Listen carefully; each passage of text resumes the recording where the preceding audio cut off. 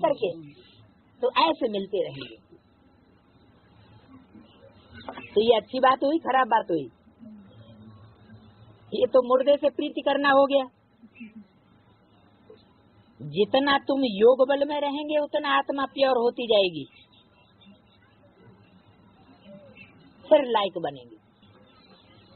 क्या बर्तन लेने के लिए हम शरीर को भूल, कितना भी साबुन, क्या नया बर्तन लेने के लिए हम शरीर को भूल कितना भी साबुन, वैसलीन, पाउडर आदि लगाएं, फिर भी शरीर तो पुराना है। पुराने मकान को कितनी भी मरम्मत करो तो भी जैसे खंडहर ही खंडहर रहेगा। तो शरीर भी आज के खंडहर मिसल हो चुके हैं। तो अपने से बैठ ऐसी बातें करेंगे तब बाप और वर्षे से दिल लगेगी, और कोई चीज से दिल नहीं लगानी। मैं आता हूँ बाप के पास जाने वाला,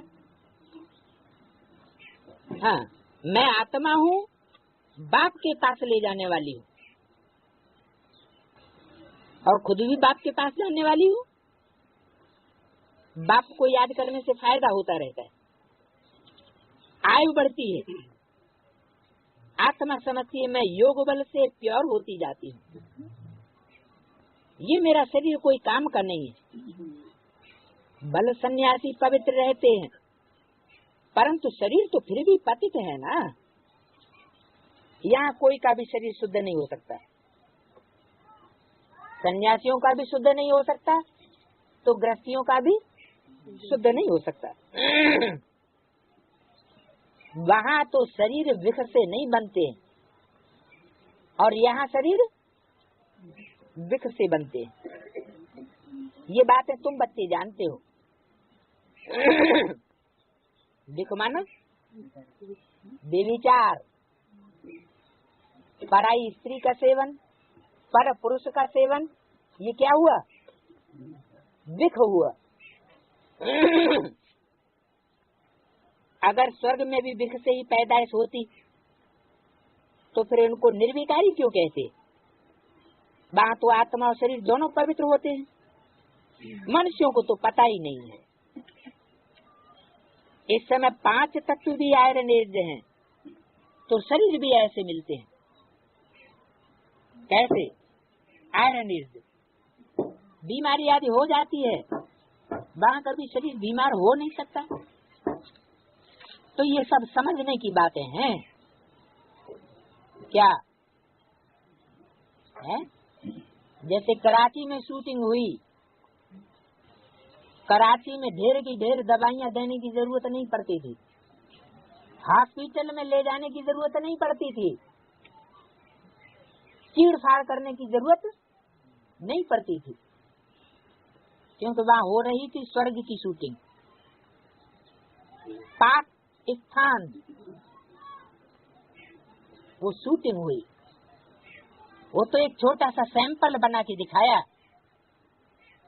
और आज पुरुषार्थियों का क्या हाल है?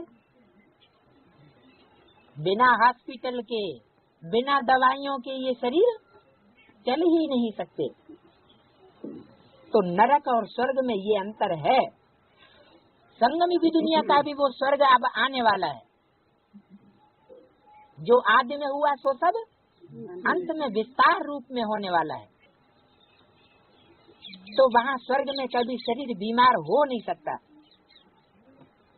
वहाँ तुम्हारे शरीर भी नहीं बनते, सतो प्रधान प्रकृति बन जाती है। वहाँ ये दवाइयाँ आदि कुछ नहीं होती, शरीर चमकता हुआ रहता है, काया कंचन समान बन जाती है। अभी तो लोहे की बन गई, तो वंडर है ना, काया कैसे बदलती है। अभी काया काय की बन गई है? लोहे की। स्टील क्या होता है? स्टील भी लोहा होता है।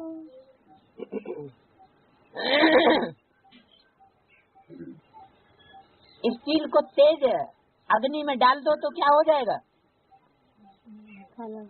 काला हो जाएगा। तो लोहे के शरीर जब तीव्र योगाग्नि में डाले जाएं, तो विषय विकारी जो होंगे लोहे के, वो तो अलग दिखाई पड़ेंगे, और सोने के अलग दिखाई पड़ेंगे। क्योंकि लोहा जितना तपाया जाएगा वो काला का काला ही रहेगा, और सोना जितना तपाया जाएगा वो निखार आएगा और ही तप करके बढ़िया बन जाएगा देखने में।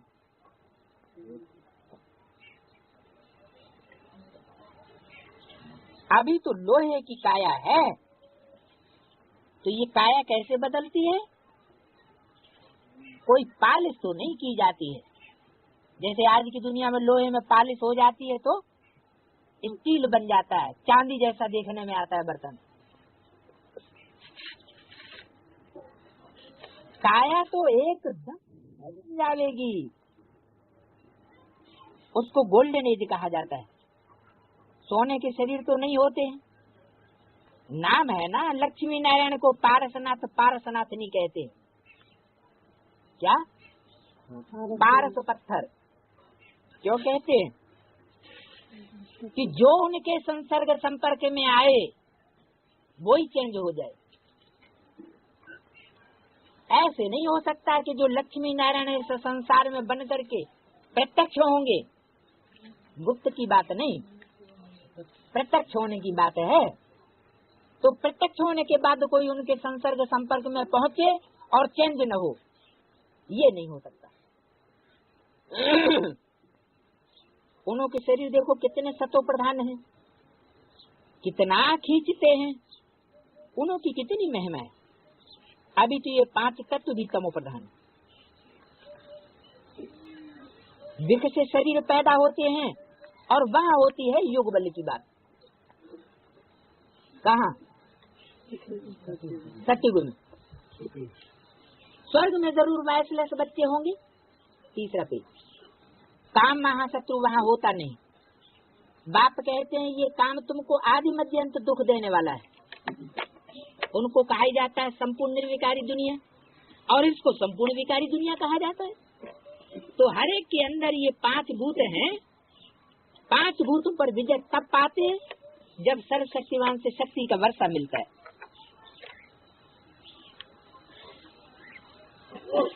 सन्यासियों को तो ये वर्षा मिल नहीं सकता। क्या? कौन सा वर्षा? शक्तियों का वर्षा। तुम सर्वशक्तिवान बाप से योग लगाते हो, जिस योग बल से तुम विश्व के मालिक बनते हो, तो तुम हो इनकाग्नितो शिव शक्ति सेना। सेना शिव बाबा से योग लगा करके शक्ति ले रही है। वो सर्वशक्तिवान बाप है, ईश्वर की राजधानी स्थापन करने वाला। किससे शक्ति ले रही है आत्मा? ऐसे सर्वशक्तिवान बाप से जो स्वर्ग की राजधानी स्थापन करने वाला है। ऐसा बाप नहीं जो सिर्फ पढ़ाई के चला जाए और शरीर छूट जाए।